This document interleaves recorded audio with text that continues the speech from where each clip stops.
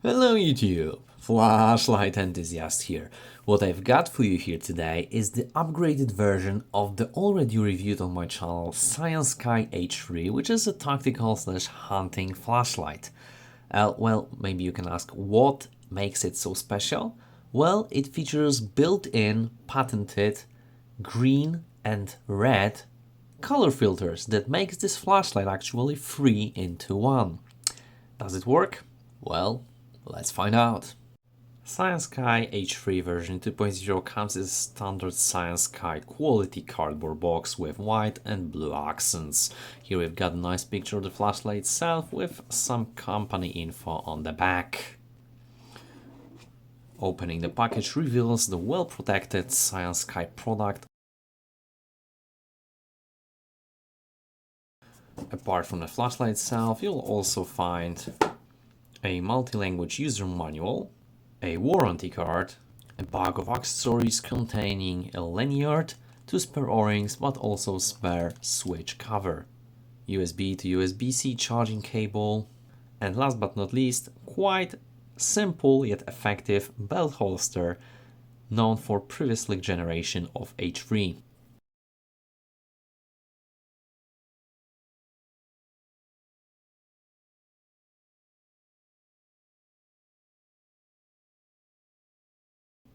Before operating, make sure to remove the dust cover from the lens, as well as protection from the battery compartment.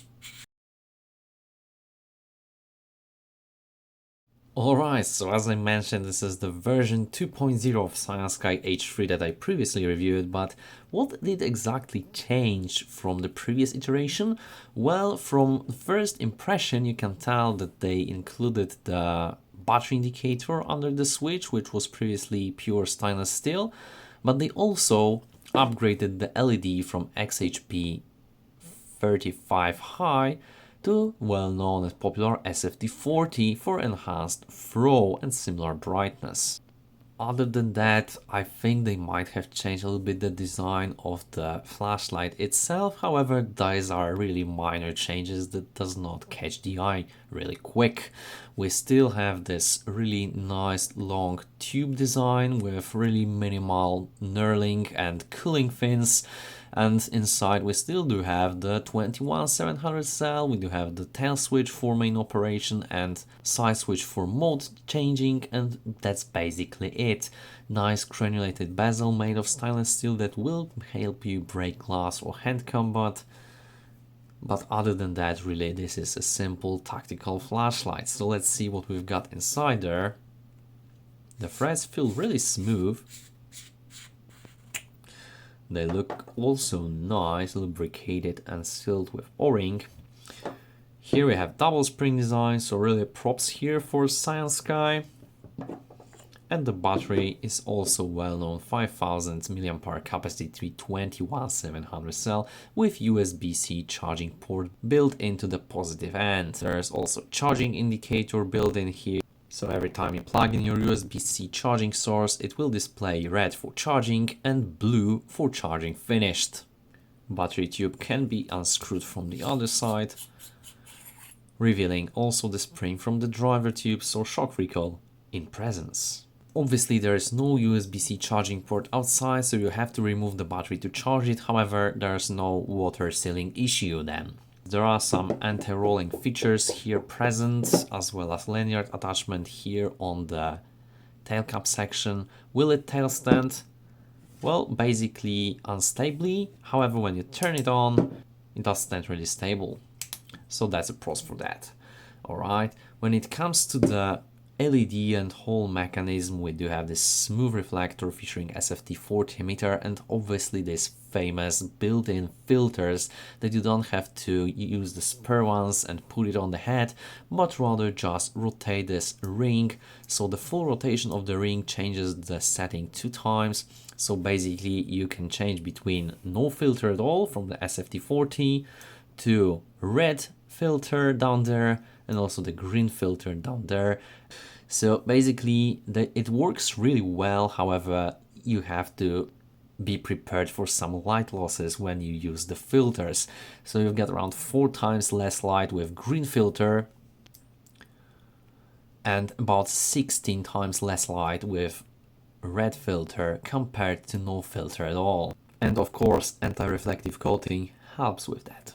UI is quite simple, however Cyansky played it smart in some way. So basically, tail switch is for momentary illumination or constant on when you click it, and then you've got your side switch for mode advancing, so basically 4 modes in the loop: low, medium, high and turbo, access via single click. Then obviously you can hold the switch longer to access strobe mode, one click, or holding the switch will go back into the memorized mode. Obviously it does feature mode memories, whichever mode you use last, you will access it turning the flashlight back on. However, we do have this nice little trick that you will access a hidden mode which is called moonlight mode when you hold the side switch and then simultaneously you press the back switch, then you access the 5th lowest mode and then one click will go back into the loop of 4 modes. So that's basically it. You also got the smart battery indicator under the switch. This is the upgrade from version 1. So whenever you turn on the flashlight, it will display for a couple of seconds with 4 different levels, as you can see right now on the screen. So this gives you this idea of approximate battery power left when they turn on the flashlight. Alright, so here are my lumen measurements, first without any filter, then with green filter on, and then last but not least red filter on. As you can see, they are pretty spot on with what manufacturers rates. The performance of Cyansky H3 V2 did not disappoint, at least me. So we've got really nice turbo output, sustainability of around 3 minutes before the flashlight started to step down quickly from around 1197 lumens over the course of 2 seconds, mind you, to 857 lumens after hitting around 46 degrees Celsius. So the thermal threshold is quite low, but I think it's a safe level for most users. So the flashlight was able to sustain around 543 lumen levels. You can see the flat curve regulation here really points out, and I'm really satisfied with that. Although the sustained output could be a little bit better, it's around 1/3 of max output, so really okay in my opinion. 2.5 hours of total runtime before the flashlight started to step down to lower modes, and flashlight body stabilized at 40 degrees Celsius. And here is the high mode. I would suspect it to be really flat, however, similar to HS7R headlamp that I reviewed recently. It does step out after approximately 1 hour from around 728 lumens over the course of 2 minutes to around 296 lumens after hitting around 36 degrees Celsius again. So I guess this is a thermal regulation present here rather than a timed step down or somehow bug in the software, I'm not sure. And again, the flashlight was able to sustain around 303 lumens here for around 4 hours and 24 minutes before stepping down to lower modes and ending the runtime test. And here the flashlight body stabilized at 41 degrees Celsius, so again, warm but never too hot. Alright, so when it comes to beamshot comparison, I will go with the Cyansky H3 version 2.0 to the simple edition Cyansky K3 with SFT40 emitter as well, similar size tactical flashlight.